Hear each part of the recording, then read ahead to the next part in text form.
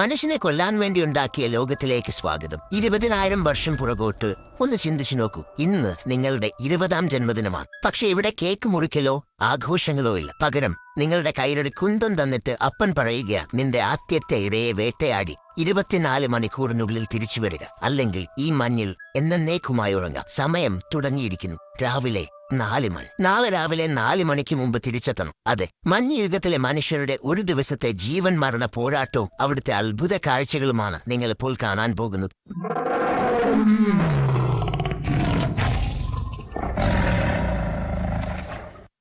ഗുഹയുടെ കവാടത്തിൽ നിന്ന് പുറത്തിറങ്ങിയപ്പോൾ തന്നെ തണുത്ത കാറ്റ് കാരണം വിറയ്ക്കാൻ തുടങ്ങിയിരിക്കുന്നു. എങ്ങോട്ട് നോക്കിയാലും വെളുത്ത പട്ടു പുതുപ്പിച്ചതുപോലെ മഞ്ഞ് മാത്രം. അസ്ഥി തുളച്ചു കയറുന്ന മരണ തണുപ്പാണ്. കാലിനടിയിൽ മഞ്ഞുറച്ച് പാറ പോലെ ഇരിക്കുന്നു. ഈ തണുപ്പത്ത് ജീവനോടെ ഇരിക്കണമെങ്കിൽ ഇന്നൊരു മാമത്തിനെയോ മറ്റോ വീഴ്ത്തിയേ തീരൂ. കൂടെയുള്ള മുതിർന്ന വേട്ടക്കാർ മുന്നിൽ നടക്കുന്നുണ്ട്. അവരുടെ നടത്തം കണ്ടാൽ അറിയാം, അവരും പേടിച്ചിട്ടാണ്. കാരണം ഹിമയുഗത്തിലെ വന്യജീവികളുടെ മുന്നിൽ നമ്മൾ വെറും പാവം മനുഷ്യർ മാത്രമാണ്. പേടിക്കണ്ട, നമുക്ക് പതിയെ നടക്കാം. കയ്യിലെ കുന്തം മുറുക്കി പിടിച്ചോളൂ, കാരണം ഏതു നിമിഷവും എവിടെ നിന്നും ഹിമയുഗത്തിലെ ആ രാക്ഷസന്മാർ ചാടി വീഴാം. ഇപ്പോൾ സമയം 4:30. ദാ നോക്കൂ, ഈ പുതിയ മഞ്ഞിൽ എന്തോ ഒന്നിന്റെ കാലടയാളങ്ങൾ. ഏതോ ഒരു ചെറിയ ജീവി ഇവിടെ കൂടെ ഇപ്പോൾ ഓടിപ്പോയിട്ടുണ്ട്. പതുക്കെ മുന്നോട്ട് നോക്കിയേ, ദാ ഒരു ആർട്ടിക് മുയൽ മഞ്ഞിലൂടെ ചാടി ചാടി പോകുന്നു. സത്യം പറഞ്ഞാൽ മഞ്ഞിലൊരു വെളുത്ത പന്ത് ഉരുണ്ടു പോകുന്നത് പോലെയുണ്ട് കാണാൻ. വെറും ഇതിനെ മാത്രം വേട്ടയാടിക്കൊണ്ടു പോയാൽ അച്ഛൻ എന്നെ പടിക്ക് പുറത്താക്കും. അവിടെ 100ഓളം വയറുകൾ നിറയ്ക്കാനുള്ളതാണെന്ന് ഓർക്കണം. യാത്ര തുടങ്ങിയിട്ട് ഇപ്പോൾ 1 മണിക്കൂർ കഴിഞ്ഞു. സമയം 5 മണി. പക്ഷെ എനിക്ക് എന്തോ ഒരു വല്ലാത്ത തോന്നൽ. ആരോ നമ്മളെ നിരീക്ഷിക്കുന്നത് പോലെ. പതുക്കെ ആ വശത്തേക്കൊന്ന് നോക്കിയേ. ദൂരെ ഒരു മഞ്ഞുതിട്ടയുടെ മുകളിൽ അനങ്ങാതെ നിൽക്കുന്ന ആ രൂപം കണ്ടോ? അതൊരു ആർട്ടിക് കുറുക്കനാണ്. അവന്റെ നിൽപ്പ് കണ്ടോ? ശബ്ദമുണ്ടാക്കാതെ, കണ്ണ് ചിമ്മാതെ നമ്മളെ തന്നെ നോക്കി നിൽക്കുകയാണ്. മാമൻ മുമ്പിൽ നിന്ന് പറയുന്നു, ഇവിടെ നിന്നാൽ അപകടമാണ്, വേഗം വരൂ. 2 മണിക്കൂർ കഴിഞ്ഞ് പെട്ടെന്ന് കാലിനടിയിലെ മണ്ണൊന്ന് വിറയ്ക്കുന്നത് പോലെ. എന്താണ് സംഭവിക്കുന്നത്? ഒരു ഭൂകമ്പമാണോ? ഏതോ ഒരു ഭീമൻ രാക്ഷസൻ ഈ വഴിക്ക് വരുന്നുണ്ട്. അവസാനം ആ കാഴ്ച കണ്ണിൽ പതിഞ്ഞ്. അതെ, ഇവരാണ് ഹിമയുഗത്തിലെ യഥാർത്ഥ രാജാക്കന്മാർ, വൂലി മാമത്തുകൾ. ഏകദേശം 12ഓളം എണ്ണം വരുന്ന ഒരു വലിയ കൂട്ടം പതുക്കെ നീങ്ങുകയാണ്. ഓരോന്നിനും ഒരു സാധാരണ ആനയുടെ ഇരട്ടി വലിപ്പമുണ്ട്. മുത്തശ്ശി എനിക്കിതിനെക്കുറിച്ചുള്ള കഥകൾ ധാരാളം പറഞ്ഞു വന്നിട്ടുണ്ട്. ഏകദേശം 13 അടി പൊക്കം. അവരുടെ ആ വളഞ്ഞു പുളഞ്ഞ വലിയ കൊമ്പുകൾ കണ്ടോ? അത് കണ്ടാൽ തന്നെ പേടി തോന്നും. ശരീരം മുഴുവൻ കട്ടിയുള്ള തവിട്ടു നിറത്തിലുള്ള രോമങ്ങൾ. ഇവർ നടക്കുമ്പോൾ ഭൂമി കുലുങ്ങുന്നത് സ്വാഭാവികം. കാരണം ഓരോന്നിനും ടൺ കണക്കിന് ഭാരമുണ്ട്. ഒരു മാമത്ത് പതുക്കെ തുമ്പിക്കൈ ഉയർത്തി ഒന്ന് ചിഹ്നം വിളിച്ചു. ഹോ, നമ്മുടെ ചങ്കു പൊട്ടിപ്പോകും ആ ശബ്ദം കേട്ടാൽ. സത്യം പറഞ്ഞാൽ ഇവരുടെ മുന്നിൽ നമ്മൾ വെറും ഉറുമ്പുകളെ പോലെയാണ്. ഒരടി തെറ്റിയാൽ നമ്മൾ മഞ്ഞിനടിയിൽ ചപ്പാത്തി പോലെ പരക്കും. വേട്ടയാടാൻ വന്നതാണെങ്കിലും ഇപ്പോൾ എനിക്ക് തോന്നുന്നത് മിണ്ടാതെ ഒരു മൂലയ്ക്ക് ഒളിച്ചിരിക്കുന്നതാണ് ബുദ്ധിയെന്നാണ്. പക്ഷെ നമ്മുടെ ഗോത്രത്തിന് ജീവിക്കണമെങ്കിൽ ഈ ചലിക്കുന്ന മലകളിൽ ഒന്നിനെയെങ്കിലും നമുക്ക് വീഴ്ത്തിയേ പറ്റൂ. പക്ഷെ ഇന്ന് വേണ്ട, നാളെയാകാം.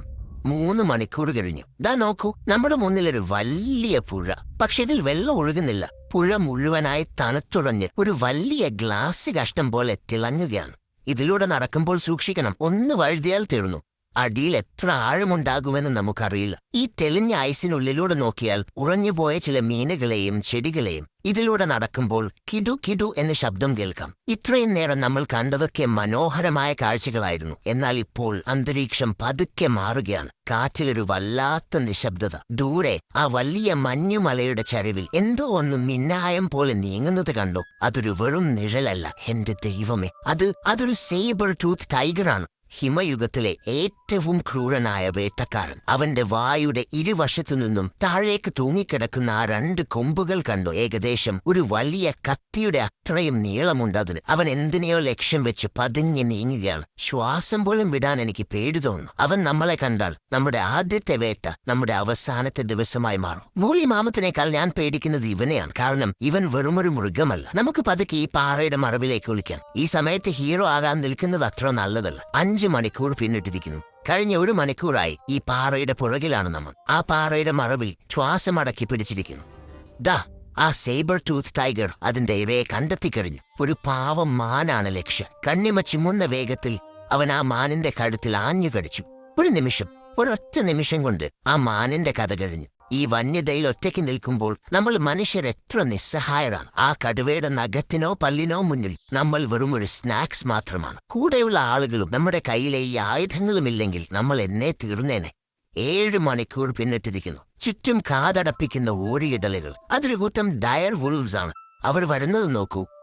വരിയായി വളരെ കൃത്യമായ പ്ലാനിങ്ങോടെയാണ് അവരുടെ നീക്കം. കടുവയെപ്പോലെ ഒറ്റയ്ക്കല്ല ഇവർ വരുന്നത്, ഒരു വലിയ സംഘമായിട്ടാണ്. ഹിമയുഗത്തിലെ ഏറ്റവും മികച്ച ടീം പ്ലെയേഴ്സ് ഇവരാണ്.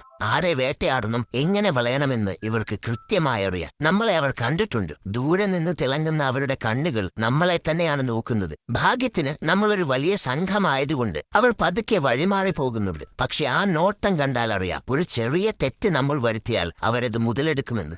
8 മണിക്കൂർ പിന്നിട്ടിരിക്കുന്നു. ദാ നോക്കൂ, ആകാശത്ത് കുറെ വൾച്ചറുകളും വലിയ കാക്കകളും വട്ടം ചുറ്റുന്നു. ഇതാണ് ഹിമയുഗത്തിലെ സിഗ്നൽ. എവിടെയെങ്കിലും ഒരു മരണം നടന്നിട്ടുണ്ടെങ്കിൽ ഇവർ അവിടെ ഹാജരായിരിക്കും. 9 മണിക്കൂർ പിന്നിട്ടിരിക്കുന്നു. പെട്ടെന്നാണ് ആ ശബ്ദം കേട്ടത്. പതുക്കെയുള്ള, എന്നാൽ നെഞ്ചിൽ പ്രകമ്പനം കൊള്ളിക്കുന്നൊരു മുരൾച്ച. എവിടെ നിന്നാണെന്ന് മനസ്സിലാകുന്നില്ല. പേടിച്ച് ചുറ്റും നോക്കി. വേണ്ട, ഇവിടെ നിൽക്കുന്നത് സുരക്ഷിതമല്ല. ഓടിക്കോ. ജീവനം കൊണ്ട് ഞങ്ങൾ ആ ചരിവിലൂടെ താഴേക്ക് പാഞ്ഞു. കുറെ ദൂരം ഓടി സുരക്ഷിതമായ ഒരു പാറക്കൂട്ടത്തിന് പിന്നിൽ ഒളിച്ചിരുന്നു. അവിടുന്ന് ദൂരേക്ക് നോക്കിയപ്പോൾ കണ്ട കാഴ്ച ശരിക്കും അമ്പരപ്പിക്കുന്നതായിരുന്നു. ദൂരെ ഒരു മലനിരയുടെ മുകളിൽ പ്രതാപത്തോടെ വിശ്രമിക്കുന്ന കുറച്ച് രൂപങ്ങൾ. Cave lions. ഇന്നത്തെ സിംഹങ്ങളെക്കാൾ വലിപ്പമുള്ള ഭയങ്കരമായ കരുത്തുള്ള ജീവികൾ. അവർ ആ കുന്നിൻ മുകളിൽ നിന്ന് താഴേക്ക് നോക്കുന്നത് കണ്ടാൽ തോന്നും ഈ ഭൂമി മുഴുവൻ തങ്ങളുടേതാണെന്ന്. ഭാഗ്യം, അവർക്കിപ്പോൾ വിശപ്പില്ലാത്ത ലക്ഷണമാണ്. അല്ലെങ്കിൽ ഇന്നു നമ്മൾ തീർന്നേനെ. 11 മണിക്കൂർ. നമ്മളിപ്പോൾ ഒരു കാടിനുള്ളിലേക്ക് കിടക്കുകയാണ്. പക്ഷേ ഇത് നമ്മുടെ നാട്ടിലെ പച്ചപ്പുള്ള കാടല്ല കേട്ടോ. ഇലകളെല്ലാം കൊഴിഞ്ഞു പോയ മഞ്ഞ് പുതച്ചു നിൽക്കുന്ന മരങ്ങൾ. ശരിക്കും പറഞ്ഞാൽ വെള്ളത്തുണി പുതച്ചു നിൽക്കുന്ന പ്രേതങ്ങളെ പോലെയുണ്ട് ഈ മരങ്ങൾ കാണാൻ. ഈ കാടിനുള്ളിൽ ഒരു വല്ലാത്ത നിശബ്ദതയാണ്. കാറ്റ് പോലും പേടിച്ചിട്ടാണോ എന്നറിയില്ല, വീശുന്നില്ല. ആ നിശബ്ദത നമ്മുടെ ചെവിയിൽ വല്ലാതെ അടിക്കുന്നുണ്ട്. 12 മണിക്കൂർ പിന്നിട്ടിരിക്കുന്നു. കാടിന്റെ മറ്റൊരു വശത്തേക്ക് എത്തുമ്പോഴാണത് സംഭവിച്ചത്. ഭൂമി വീണ്ടും കുലുങ്ങാൻ തുടങ്ങി. ഇത് മാമത്തല്ല, കാരണം കുലുക്കത്തിന് ഒരു വല്ലാത്ത വേഗതയുണ്ട്. പെട്ടെന്ന് ആ മരക്കൂട്ടങ്ങൾക്കിടയിൽ നിന്ന് ഒരു ഭീകര രൂപം പുറത്തേക്ക് ചാടി. അതൊരു വൂളി റീനോസറസ്. എന്റെ പൊന്നോ, ഇവന്റെ വലിപ്പം കണ്ടോ. ഇന്നത്തെ കാണ്ടാമൃഗങ്ങളുടെ അച്ഛന്റെ അച്ഛൻ എന്ന് വേണമെങ്കിൽ പറയാം. ശരീരം മുഴുവൻ കട്ടിയുള്ള തവിട്ട് നിറത്തിലുള്ള രോമങ്ങൾ. പക്ഷേ ഇവന്റെ ഹൈലൈറ്റ് ആ മൂക്കിന് മുകളിലുള്ള ഭീമാകാരമായ കൊമ്പാണ്. ഏകദേശം 3 അടി നീളമുണ്ടതിൽ. ഇന്നത്തെ കാണ്ടാമൃഗങ്ങളെ പോലെയല്ല, ഇവന്റെ കൊമ്പ് കുറച്ച് പരന്നതാണ്. എന്തിനാണെന്നറിയാമോ? മഞ്ഞിൽ വീണുകിടക്കുന്ന പുല്ലും മറ്റും മാറ്റി ഭക്ഷണം കണ്ടെത്താൻ ഈ കൊമ്പ് ഒരു സ്നോ പ്ലൗ പോലെയാണ് ഇവൻ ഉപയോഗിക്കുന്നത്. ഭാഗ്യത്തിന് അവൻ നമ്മളെ കണ്ടില്ല. അവൻ എന്തിനോടോ ദേഷ്യം പിടിച്ച് അങ്ങോട്ട് ഓടിപ്പോയി. നമുക്ക് പതുക്കെ ഈ മരത്തിന് പിന്നിലേക്ക് മാറാം. ശ്വാസം പോലും വിടരുത്. ഇപ്പോൾ സമയം രാത്രിയാകാൻ പോകുകയാണ്. ഹിമയുഗത്തിലെ രാത്രി എന്ന് പറഞ്ഞാൽ അത് മരണത്തിന്റെ തണുപ്പാണ്. ഇനി നമ്മൾ എവിടെ അഭയം പ്രാപിക്കും? രാത്രിയിൽ ഏത് രാക്ഷസന്മാരാകും പുറത്തിറങ്ങുക? ദൈവമേ, നമ്മളെ രക്ഷിക്കണേ. 14 മണിക്കൂർ കഴിഞ്ഞിരിക്കുന്നു. കാടിന്റെ മറ്റൊരു വശത്തേക്ക് എത്തിയപ്പോൾ ദൂരെ ഇരുട്ടിൽ എന്തോ ഒന്ന് വളരെ പതുക്കെ അനങ്ങുന്നത് കണ്ടു. ആനയേക്കാൾ വലിയ എന്തോ ഒന്നാണെന്ന് തോന്നിപ്പോ നമുക്ക് പതുക്കെ അടുത്തു പോയി നോക്കാം. എന്റെ ദൈവമേ, ഇതൊരു ജെയിൻ ഗ്രൗണ്ട് സ്ലോത്താണ്. ഇവന്റെ ആ വലിപ്പം കാരണം സിംഹങ്ങളോ കടുവകളോ പോലും ഇവനെ ശല്യം ചെയ്യാൻ പോകാറില്ല. ശരിക്കും പറഞ്ഞാൽ ഹിമയുഗത്തിലെ ഒരു ശാന്തനായ രാക്ഷസൻ. ആ പതുക്കെയുള്ള നടത്തം കണ്ട് നമുക്കും അറിയാതെ ഒരു സമാധാനം തോന്നുന്നുണ്ട്. എങ്കിലും സൂക്ഷിക്കണം. ഇവന്റെ ഒരൊറ്റ തട്ട് കിട്ടിയാൽ പിന്നെ നമ്മൾ എഴുന്നേൽക്കില്ല. യാത്ര തുടങ്ങി ഇപ്പോൾ 15 മണിക്കൂർ കഴിഞ്ഞു. വിശപ്പിപ്പോൾ വയറ്റിൽ ഒരു കത്തുന്ന തീ പോലെയാണ്. നേരത്തെ കിട്ടിയ ആ ചെറിയ ഇറച്ചി കഷ്ണം കൊണ്ടൊന്നുമായില്ല. നമുക്ക് ജീവനോടെ ഗുഹയിൽ തിരിച്ചെത്തണമെങ്കിൽ കുറച്ചുകൂടി ഊർജം വേണം. ഭാഗ്യത്തിന് നമ്മൾ നേരത്തെ കണ്ട ആ വലിയ പുഴയുടെ മറ്റൊരു ഭാഗത്തെത്തിയിട്ടുണ്ട്. 16 മണിക്കൂർ. ദാ നോക്കൂ, ഇവിടെ ഐസിന് അല്പം കട്ടി കുറവാണെന്ന് തോന്നുന്നു. കയ്യിലുള്ള വലിയ കല്ലെടുത്ത് ഒന്ന് ആഞ്ഞിടിച്ച് നോക്കാം. 10-20 തവണ ആഞ്ഞിടിച്ചപ്പോൾ ദാ ഒരു ചെറിയ ദ്വാരമുണ്ടായി. ആ ദ്വാരത്തിലൂടെ താഴേക്ക് നോക്കിയാൽ ഐസിനടിയിൽ തെളിഞ്ഞ വെള്ളത്തിൽ വലിയ മീനുകൾ നീന്തി നടക്കുന്നത് കാണാം. നമ്മുടെ കുന്തം റെഡിയാക്കി വെച്ചോളൂ. ശ്വാസം അടക്കി പിടിച്ച് ഒരൊറ്റ കുതിപ്പിന് കുന്തം വെള്ളത്തിലേക്ക് താഴ്ത്തി. ദൈവമേ, ഒരു വലിയ മീനിനെ നമുക്ക് കിട്ടിയിരിക്കുന്നു. പക്ഷെ ആ മീനിനെ പിടിക്കാൻ വേണ്ടി വെള്ളത്തിലേക്ക് കൈയിട്ടതും അമ്മേ, എന്റെ കൈ പോയി. കൈകൾക്കൊരു സംവേദനവുമില്ല. തണുത്ത ഐസ് വെള്ളത്തിൽ കൈമുക്കുമ്പോൾ അത് തരിപ്പല്ല. 1000 സൂചികൾ ഒരേ സമയം വിരലുകളിൽ കുത്തിക്കയറ്റുന്നത് പോലെയാണ് തോന്നുക. കൈകൾ വിറയ്ക്കുന്നു. വിരലുകൾ അണക്കാൻ പോലും പറ്റുന്നില്ല. ശരിക്കും പറഞ്ഞാൽ എന്റെ കൈ അവിടെ ഉണ്ടോ എന്ന് പോലും എനിക്ക് സംശയമാണ്. ഹിമയുഗത്തിൽ ഒരു ചെറിയ നനവ് പോലും മരണകാരണമാകാം. കാരണം ഈ തണുപ്പിൽ കൈകൾ മരവിച്ച് ഫ്രോസ്റ്റ് ബൈറ്റ് വരാൻ സെക്കൻഡുകൾ മതി. വേഗം ആ മീനിനെ ഭദ്രമായി കെട്ടിവെച്ച് നമുക്ക് മുന്നോട്ട് നീങ്ങാം. ഇപ്പോൾ സമയം രാത്രി ഏതാണ്ട് 9 മണിയോടടുക്കുന്നു. ചുറ്റും കൂരിരുട്ടാണ്. മഞ്ഞ് വീഴ്ച കൂടിക്കൂടി വരും. ഇനി നമ്മൾ എവിടെ അഭയം പ്രാപിക്കും? രാത്രിയുടെ ഈ യാമങ്ങളിൽ കാത്തിരിക്കുന്ന അടുത്ത ആപത്തെന്താണ്? 17 മണിക്കൂർ പിന്നിട്ടിരിക്കുന്നു. അച്ഛൻ തന്ന സമയം കഴിയാറായി. എന്തായാലും വേഗമാകണം. ദാ നോക്കൂ, ആ താഴ്വരയിലൊരു വലിയ കൂട്ടം ജീവികൾ. അതൊരു റെയിൻഡിയർ കൂട്ടമാണ്. നമ്മൾ ക്രിസ്മസ് കാർഡുകളിലും സാന്താക്ലോസിന്റെ വണ്ടിയിലുമൊക്കെ കാണുന്ന ആ പാവം മാൻകുട്ടികളാണെന്ന് വിചാരിക്കില്ലേ? ഹിമയുഗത്തിലെ ഈ റെയിൻഡിയറുകൾ ശരിക്കും വീരന്മാരാണ്. അവർ അവിടെ എന്താണ് ചെയ്യുന്നതെന്ന് ശ്രദ്ധിച്ചോ? തങ്ങളുടെ മുൻകാലുകൾ കൊണ്ട് അവർ മഞ്ഞ് ആഞ്ഞു മാന്തുകയാണ്. എന്തിനാണെന്ന് അറിയാമോ? ഈ മഞ്ഞുകട്ടകൾക്ക് അടിയിൽ ഒളിച്ചിരിക്കുന്ന പായലുകളും പുല്ലുകളും കണ്ടെത്താൻ വേണ്ടി. സത്യം പറഞ്ഞാൽ ഈ കൊടും തണുപ്പിലും തളരാതെ ഭക്ഷണം കണ്ടെത്താനുള്ള അവരുടെ ആ കഴിവ് കണ്ടാൽ നമുക്കൊരു സെല്യൂട്ട് കൊടുക്കാൻ തോന്നും. പക്ഷെ അധികം നേരം അവിടെ നോക്കി നിൽക്കണ്ട. റെയിൻഡിയറുകൾ എവിടെയുണ്ടോ അവിടെ അവരെ വേട്ടയാടാൻ ചെന്നായകളും സിംഹങ്ങളും കാണും. യാത്ര തുടങ്ങി 18 മണിക്കൂർ പിന്നിട്ടു. രാത്രിയുടെ ഏറ്റവും ഇരുണ്ട യാമങ്ങൾ. ഇപ്പോൾ നമ്മൾ വെറുമൊരു കാഴ്ചക്കാരനല്ല, യഥാർത്ഥ വേട്ടക്കാരനാണ്. ഇനിയാണ് നമ്മുടെ പരീക്ഷണം. ആ റെയിൻഡിയർ കൂട്ടത്തെ നമ്മൾ പിന്തുടരുകയാണ്. കാറ്റിന്റെ ദിശ ശ്രദ്ധിച്ചോ? കാറ്റ് നമ്മുടെ നേരെയാണ് വീശുന്നത്. അതുകൊണ്ട് നമ്മുടെ മണം അവർക്ക് കിട്ടില്ല. ഭാഗ്യം. പതുക്കെ പതുക്കെ കയ്യിലെ കുന്തം മുറുക്കി പിടിച്ചു. എന്റെ നെഞ്ചിടിപ്പ് എനിക്ക് തന്നെ കേൾക്കാം. ഇതാ ഏറ്റവും അടുത്തുള്ള മാനിനെ ലക്ഷ്യം വെച്ച് ആഞ്ഞുറിഞ്ഞു. കുന്തം കൃത്യമായി അതിന്റെ തോളിൽ തറച്ചു. 100 കണക്കിന് റെയിൻഡിയറുകൾ പരിഭ്രമിച്ച് 4 പാടുമൂടുകയാണ്. നമ്മൾ വിടുമോ? ഇല്ല. ആ മുറിവേറ്റ മാനിന് പിന്നാലെ നമ്മൾ മഞ്ഞിലൂടെ പാഞ്ഞു. 19 മണിക്കൂർ ഓടി ഓടി എന്റെ കാറ്റ് പോകാറായി. 1 മണിക്കൂറോളമായി ഈ ഓട്ടം തുടങ്ങിയിട്ടു. അവസാനം തളർന്നു വീണ ആ മാനിനെ നമ്മൾ കണ്ടെത്തി. അതിന്റെ കണ്ണുകളിലേക്ക് നോക്കുമ്പോൾ ഒരു വിഷമം തോന്നുമെങ്കിലും നമ്മുടെ ഗോത്രത്തിന്റെ അതിജീവനത്തിന് ഇത് വേണം. ഒരു യഥാർത്ഥ വേട്ടക്കാരനെ പോലെ ബഹുമാനത്തോടെ നമ്മൾ ആ വേട്ട പൂർത്തിയാക്കി. പക്ഷേതാ പക്ഷികൾ ഉടനെ ഹാജരായി കഴിഞ്ഞു. ഹിമയുഗത്തിലെ അലാറം മുഴങ്ങിക്കഴിഞ്ഞു. ആരോ നമ്മളെ ലക്ഷ്യം വെച്ച് വരുന്നുണ്ടെന്ന് എനിക്ക് തോന്നുന്നു. 20 മണിക്കൂർ. എന്റെ സംശയം ശരിയായിരുന്നു. ആ മുമ്പ് കണ്ട അതേ ചെന്നായക്കൂട്ടം തിരിച്ചെത്തിയിരിക്കുന്നു. അവർ നമ്മളെ വളഞ്ഞിരിക്കുകയാണ്. ഇരുട്ടിൽ തിളങ്ങുന്ന ആ 10-12 ജോഡി കണ്ണുകൾ കണ്ടാൽ ആരും മൂത്രമൊഴിച്ചു പോകും. അവർ പതുക്കെ വട്ടം ചുറ്റുകയാണ്. ആക്രമിക്കാൻ പറ്റിയ സമയം നോക്കി. കുന്തം കൊണ്ട് മാത്രം ഇവരെ നേരിടാൻ കഴിയില്ല. പെട്ടെന്ന് ഞാൻ എന്റെ കയ്യിലുള്ള രഹസ്യ ആയുധമെടുത്തു. കല്ലും ഉണങ്ങിയ പുല്ലും. കല്ലുകൾ തമ്മിൽ ആഞ്ഞുരച്ചു. ചിറ്റ് ദാ ചെറിയൊരു തീപ്പൊരി. പതുക്കെ അതൊരു വലിയ തീജ്വാലയായി മാറി. ഹിമയുഗത്തിലെ മനുഷ്യന്റെ ഏറ്റവും വലിയ സൂപ്പർ പവർ ഇതാണ്. തീ കണ്ടതും ചെന്നായകളൊന്ന് ഞെട്ടി പുറകോട്ട് മാറി. പക്ഷെ അവൾ പോയിട്ടില്ല കേട്ടോ. ദൂരെ മാറി നിന്നും നമ്മളെ തന്നെ നോക്കി നിൽക്കുകയാണ്. ഈ തീ അണഞ്ഞാൽ നമ്മൾ അവരുടെ ഡിന്നറാകും. ഇനി വെറും 4 മണിക്കൂർ കൂടി. സൂര്യൻ ഉദിക്കുമോ? ഈ ചെന്നായകളെ ഓടിച്ച് നമ്മൾ സുരക്ഷിതമോ? ഇപ്പോൾ സമയം 20 മണിക്കൂർ കഴിഞ്ഞു. തീ പതുക്കെ അണഞ്ഞു തുടങ്ങുകയാണ്. ആ ചെന്നായകൾക്ക് ഇപ്പോൾ തീയിനെ പഴയതുപോലെ വലിയ പേടിയൊന്നുമില്ലെന്ന് തോന്നുന്നു. അവർ ഓരോ ചുവടായി അടുത്തേക്ക് വരികയാണ്. കയ്യിലുള്ള ഇറച്ചി കൊടുക്കില്ല എന്ന് വാശി പിടിച്ചാൽ അവസാനം എന്റെ ഇറച്ചിയും കൂടി അവർക്ക് കൊടുക്കേണ്ടി വരും. അതുകൊണ്ട് ഞാനൊരു കടുപ്പമേറിയ തീരുമാനമെടുത്തു. 21 മണിക്കൂർ കഴിഞ്ഞിരിക്കുന്നു. ആ മാനിന്റെ ഒരു വലിയ കാൽ മുറിച്ചെടുത്ത് ഞാൻ ദൂരേക്ക് ആഞ്ഞെറിഞ്ഞു. ഒരു നിമിഷം ആ ചെന്നായക്കൂട്ടം ഒന്ന് അമ്പരന്നു. പിന്നെ കണ്ട കാഴ്ച, ആ ഒരു കഷ്ണം ഇറച്ചിക്ക് വേണ്ടി അവർ പരസ്പരം കടിച്ചു കീറാൻ തുടങ്ങി. ശരിക്കും പറഞ്ഞാൽ ഒരു സൂപ്പർ മാർക്കറ്റിൽ വമ്പൻ ഓഫർ വരുമ്പോൾ ജനങ്ങൾ ഇടിച്ചു കയറുന്നത് പോലെയുണ്ട് അത് കാണാം. അവർ ആ ബഹളത്തിൽ നിൽക്കുമ്പോൾ ബാക്കിയുള്ള ഇറച്ചിയും തോളിൽ വെച്ച് ഞാൻ സഹോദരങ്ങളും ജീവനും കൊണ്ട് അവിടുന്ന് പാഞ്ഞു. അവർക്ക് കിട്ടിയത് ഒരു ഫ്രീ ഹോം ഡെലിവറിയാണ്. പക്ഷേ അതിന്റെ ഡെലിവറി ബോയ് ആയ ഞാൻ അവിടെ നിന്നാൽ അവർക്ക് ടിപ്പായിട്ട് എന്നെയും തിന്നാൻ തോന്നും. ഇനി വെറും 3 മണിക്കൂർ കൂടി. ചെന്നായകളിൽ നിന്ന് രക്ഷപ്പെടാൻ ഞങ്ങൾ കാടിനുള്ളിലേക്ക് ചിതറിയോടുകയായിരുന്നു. ഇരുട്ടിൽ ആരെവിടെയാണെന്ന് പോലും മനസ്സിലാകാത്ത അവസ്ഥ. മരങ്ങൾക്കിടയിലൂടെയും മഞ്ഞുപാളികൾക്കിടയിലൂടെയും ഞാൻ ജീവനം കൊണ്ട് പാഞ്ഞു. ഒടുവിൽ ആ കാടിന് പുറത്തെത്തിയപ്പോൾ ഞാൻ സുരക്ഷിതനായിരുന്നു. ചെന്നായകളുടെ ഓരിയിടലുകൾ ദൂരെയായി. പക്ഷേ എന്റെ കൂടെ ഉണ്ടായിരുന്നവരെവിടെ? പക്ഷെ മറുപടിയായി കേട്ടത് കാറ്റിന്റെ മൂളക്കം മാത്രം. ഞാൻ അവരെ തെരഞ്ഞ് പതുക്കെ മുന്നോട്ട് നടന്നു. ദൂരെ മഞ്ഞിൽ ചില രൂപങ്ങൾ കണ്ടപ്പോൾ എനിക്ക് ആശ്വാസം തോന്നി. പക്ഷേ അടുത്തേക്ക് ചെന്നപ്പോൾ ഞാൻ കാണാൻ പാടില്ലാത്ത കാഴ്ചയാണ് കണ്ടത്. അവരോടിക്കയറിയത് നമ്മൾ നേരത്തെ കണ്ട ആ സേബർ ടൂത്ത് ടൈഗറിന്റെ അതിർത്തിയിലേക്കായിരുന്നു. ഹിമയുഗത്തിലെ ഏറ്റവും ക്രൂരനായ വേട്ടക്കാരന്റെ മുന്നിൽ അവർക്ക് ഓടി ജയിക്കാൻ കഴിഞ്ഞില്ല. എന്റെ കൺമുന്നിൽ എന്റെ കൂടെ വളർന്നവർ, എനിക്ക് വേട്ടയാടാൻ പഠിപ്പിച്ചു തന്നവർ എല്ലാവരും പോയി. ഞാൻ മാത്രം ബാക്കിയായി.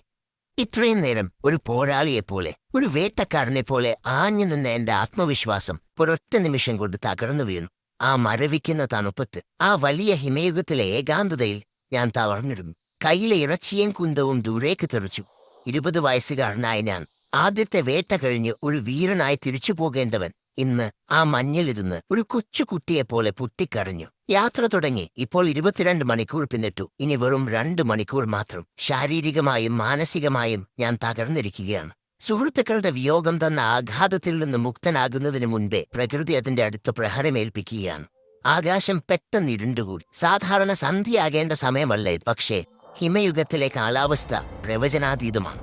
ദാ ദൂരെ നിന്നൊരു ഭീകരമായ ഇരമ്പൽ കേൾക്കാം. അതൊരു മഞ്ഞുകാറ്റാണ്. നിമിഷങ്ങൾക്കുള്ളിൽ ചുറ്റുമുള്ള കാഴ്ചകൾ മറഞ്ഞു. 1 മീറ്റർ മുന്നിലുള്ളത് പോലും കാണാൻ പറ്റാത്ത അവസ്ഥ. ഞാൻ ഓടാൻ നിന്നില്ല, കാരണം ഈ കാറ്റിലോടുന്നത് ആത്മഹത്യാപരമാണ്. തപ്പിത്തടഞ്ഞു നടന്നപ്പോൾ ഭാഗ്യത്തിന് ഒരു വലിയ പാറ കണ്ടെത്തി. അതൊരു ചെറിയ ഗുഹ പോലെ ഉള്ളിലേക്ക് കുഴിഞ്ഞിരിക്കുന്നു. ആ പാറയുടെ ചുവട്ടിലെ മഞ്ഞ ആഞ്ഞുമാന്തി ഒരു കുഴിയുണ്ടാക്കി. ആ ചെറിയ കുഴിയിലേക്ക് ഞാൻ ചുരുണ്ടുകൂടി. എന്റെ കയ്യിലുള്ള ആ തീപ്പെട്ടിക്കല്ലുകൾ വീണ്ടും എടുത്തു. കൈകൾ വിറയ്ക്കുന്നുണ്ടെങ്കിലും കഷ്ടപ്പെട്ട് ആ ചെറിയ ഉണങ്ങിയ പുല്ലുകളിൽ ഞാൻ തീ പകർന്നു. ഇനി വെറും 1 മണിക്കൂർ കൂടി. ഈ കാറ്റടങ്ങുമോ? നേരം വെളുക്കുമ്പോൾ ഞാൻ എന്റെ ഗുഹയിലേക്ക് തിരിച്ചെത്തുമോ? അതോ ഈ മഞ്ഞുകുഴി എന്റെ ശവകുടീരമാക്കുമോ? പതിയെ എന്റെ കണ്ണുകൾ അടയുന്നു. എനിക്കിനിയും ജീവിക്കണമെന്നുണ്ട്. പക്ഷെ ദൈവത്തിന് മറ്റൊരു പ്ലാനാണെന്ന് തോന്നുന്നു. ഞാൻ അടയാതിരിക്കാൻ ശ്രമിക്കുന്നുണ്ട്, പക്ഷെ കഴിയുന്നില്ല. അടയല്ലേ? വെറും 1/2 മണിക്കൂറും കൂടി. ബോധത്തിനും അബോധാവസ്ഥയ്ക്കുമിടയിൽ ഞാൻ കിടക്കുകയാണ്. എന്റെ ഹൃദയമിടിപ്പ് പോലും എനിക്ക് കേൾക്കാം. അത് പതുക്കെ നിലയ്ക്കാൻ തുടങ്ങുന്നത് പോലെ. എന്റെ സുഹൃത്തുക്കളുടെ മുഖങ്ങൾ ഓരോന്നായി കൺമുന്നിൽ തെളിയുന്നു. ചിരിച്ചുകൊണ്ട് ഗുഹയിൽ നിന്നിറങ്ങിയവർ ഇന്ന് അവർ ആ ക്രൂരനായ വേട്ടക്കാരന്റെ വയറ്റിലോ അല്ലെങ്കിൽ ആ മഞ്ഞുമലകൾക്കിടയിലോ ഉറങ്ങുകയാണ്. പെട്ടെന്ന് എന്റെ തോളിലൊരു സ്പർശനം.